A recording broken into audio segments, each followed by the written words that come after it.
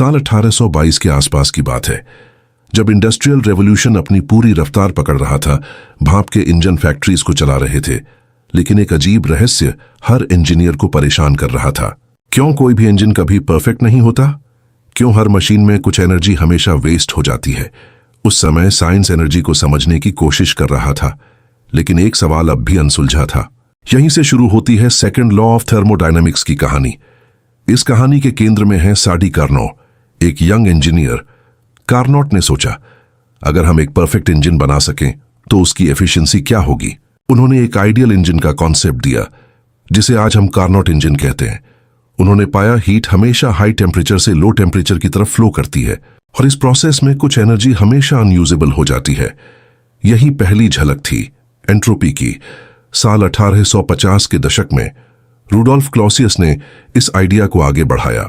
उन्होंने एक नया टर्म इंट्रोड्यूस किया, एंट्रोपी, एक ऐसा मेजर जो बताता है कि सिस्टम कितना डिसऑर्डर्ड है।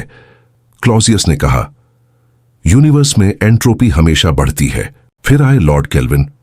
उन्होंने इस लॉ को और मजबूत किया और बताया कि कोई भी मशीन 100% एफिशिएंट नहीं हो सकती। मान लीजिए आपके पास एक हॉट कॉफी है, आप उसे टेबल पर रख देते हो, धीरे धीरे कॉफी ठंडी हो जाती है, लेकिन क्या वो खुद से फिर से गर्म हो सकती है? नहीं, क्योंकि ऑर्गेनाइज्ड एनर्जी धीरे धीरे डिसऑर्डर में बदल जाती है।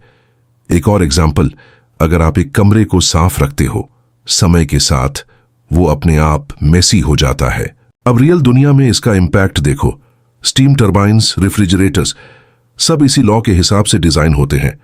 जब आपका फोन हीट होता है, जब लैपटॉप स्लो होता है, हर जगह एंट्रोपी बढ़ रही होती है। अब मॉडर्न टेक्नोलॉजी में इसकी ताकत समझो।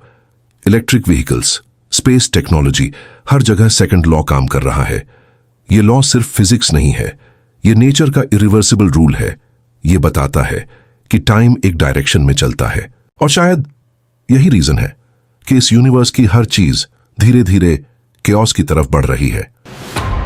देखो दुनिया, इसके राज को जानो, हर एक इन्वेंशन की स्टोरी पहचानो। कैसे चलती है मशीन, क्या है मोशन का फंडा, क्लियर होगा अब हर concept. No more tension, no फिकर, come on physics to boy.